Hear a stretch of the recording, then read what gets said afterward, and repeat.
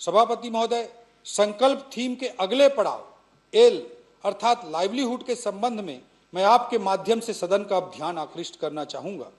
आधुनिक युग में आजीविका न केवल जीवन यापन का एक माध्यम है, बल्कि लोगों के आत्मसम्मान, पहचान और अपनी आकांक्षाओं की पूर्ति का एक साधन है। छत्तीसगढ़ की बड़ी आबादी प्रत्यक्ष अथवा अप्रत्यक्ष रूप से कृषि, उद्यानिकी, पशुपालन, मत्स्य पालन, ग्रामोद्योग, लघु वनोपज इत्यादि से जुड़ी हुई है। कृषि, कुटीर उद्योग, हस्तशिल्प जैसे क्षेत्र हमारे राज्य में लाइवलीहुड के मजबूत आधार बने, इसके लिए इनके विस्तार की कार्य योजना बनाई गई है। कृषि, सभापति महोदय, छत्तीसगढ़ के समावेशी एवं सर्वांगीण विकास तथा खुशहाली का रास्ता खेतों से, खलिहानों से, मेड़ों से, नहरों से और तालाबों से होकर किसानों के घर तक पहुंचता है। छत्तीसगढ़ में कृषि एक व्यवसाय नहीं, बल्कि हमारी संस्कृति है, हमारी पहचान है और ग्रामीण अर्थव्यवस्था की नींव है। सभापति महोदय, हमने खरीफ सीजन 2014 और 2015 के धान उत्पादन प्रोत्साहन योजना की 3,716 करोड़ की बकाया राशि किसानों को देकर अपना वादा निभाया। साथ ही साथ हमने मोदी की गारंटी अंतर्गत अन्नदाताओं से प्रति एकड़ 21 क्विंटल 3100 रुपये प्रति क्विंटल की दर से धान की खरीदी सुनिश्चित करने के लिए कृषक उन्नति योजना प्रारंभ की है। खरीफ सीजन 2025-26 में 142 लाख मीट्रिक टन धान की खरीदी को मिलाते हुए खरीफ सीजन 2025-26 में 142 लाख मीट्रिक टन धान की खरीदी को मिलाते हुए हमने पिछले 3 खरीफ सीजन में ऐतिहासिक 437 लाख मीट्रिक टन धान की ऐतिहासिक खरीदी की है, जिससे किसानों के खाते में लगभग 1,40,000 करोड़ रुपए से अधिक का भुगतान संभव हो रहा है। फसल विविधीकरण को प्रोत्साहित करने के लिए दलहन, तिलहन, मक्का, कोदो कुटकी, रागी और कपास जैसे फसलों को भी कृषक उन्नति योजना में शामिल किया गया है। कृषक उन्नति योजना के लिए इस बजट में 10,000 करोड़ रुपए का प्रावधान किया गया है। सभापति महोदय, धान खरीदी में मार्कफेड की बड़ी महत्वपूर्ण भूमिका रहती है, इसलिए मार्कफेड को धान उपार्जन हेतु 6,000 करोड़ का प्रावधान किया गया है। विगत 2 वर्षों में हमने गन्ने की खेती करने वाले किसानों को 92 करोड़ से अधिक की प्रोत्साहन राशि प्रदान की है। इसके लिए 60 करोड़ का अतिरिक्त प्रावधान किया गया है। सभापति महोदय, प्रदेश में national mission on natural farming के लिए 40 crore, national mission on Audible oil के लिए 90 करोड़ तो दलहन आत्मनिर्भरता मिशन के लिए 100 करोड़ का प्रावधान किया गया है। इन योजनाओं के माध्यम से प्रदेश में प्राकृतिक खेती को प्रोत्साहन मिलने के साथ साथ कृषि आधारित उद्योग स्थापित होंगे, जिससे रोजगार के नए अवसर भी सृजित होंगे। सभापति महोदय, हमारे किसान भाइयों को कृषि पंपों के लिए निःशुल्क विद्युत प्रदाय करने हेतु 5,500 करोड़ रुपए का प्रावधान किया गया है।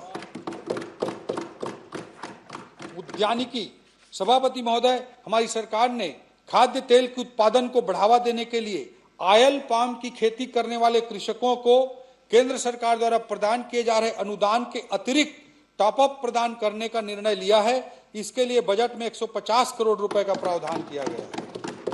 राज्य के उत्तरी पठारी क्षेत्र मैनपाट, शंकरगढ़, कुसमी तथा बगीचा में आलू की खेती करने वाले किसानों को प्रोत्साहित करने के लिए आलू प्रदर्शन विकास योजना भी प्रारंभ की गई है। इसके लिए भी बजटीय प्रावधान किया गया है।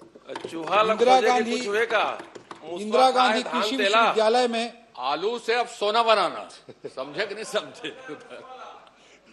माननीय सभापति महोदय, इंदिरा गांधी कृषि विश्वविद्यालय 1 घंटा हो गया और पूर्व वित्त मंत्री है बहिष्कार करके चले गए, और कितना देर लगेगा? इंदिरा गांधी कृषि विश्वविद्यालय में भाभा परमाणु अनुसंधान केंद्र की सहायता से सेंटर ऑफ एक्सीलेंस की स्थापना हेतु बजटीय प्रावधान किया गया है। सभापति महोदय, अन्य महत्वपूर्ण योजनाओं के प्रावधान इस प्रकार हैं। प्रधानमंत्री फसल बीमा योजना के लिए 820 करोड़, एकीकृत वाटरशेड प्रबंधन कार्यक्रम हेतु 170 करोड़, कृषक समग्र विकास योजना हेतु 150 करोड़, प्रधानमंत्री कृषि सिंचाई योजना हेतु 130 करोड़ और राष्ट्रीय कृषि विकास योजना हेतु 130 करोड़। मत्स्य पालन, सभापति महोदय, प्रधानमंत्री मत्स्य संपदा योजना के लिए बजट में 200 करोड़ रुपए का प्रावधान किया गया है।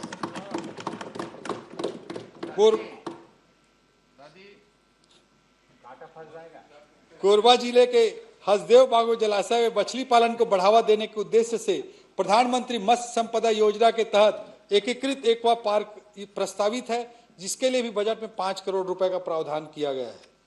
पशुधन विकास। सभापति महोदय, यह अवसर उन लाखों चरवाहों, गोपालकों और पशुपालकों के प्रति कृतज्ञता व्यक्त करने का है जो हमारी ग्रामीण अर्थव्यवस्था के असली स्तंभ हैं। हमारी सरकार ने राज्य में डेयरी उद्यमिता को प्रोत्साहित कर आजीविका का प्रमुख साधन बनाने के लिए डेयरी समग्र विकास योजना प्रारंभ की है तथा इसके लिए बजट में 90 करोड़ रुपए का प्रावधान किया गया है।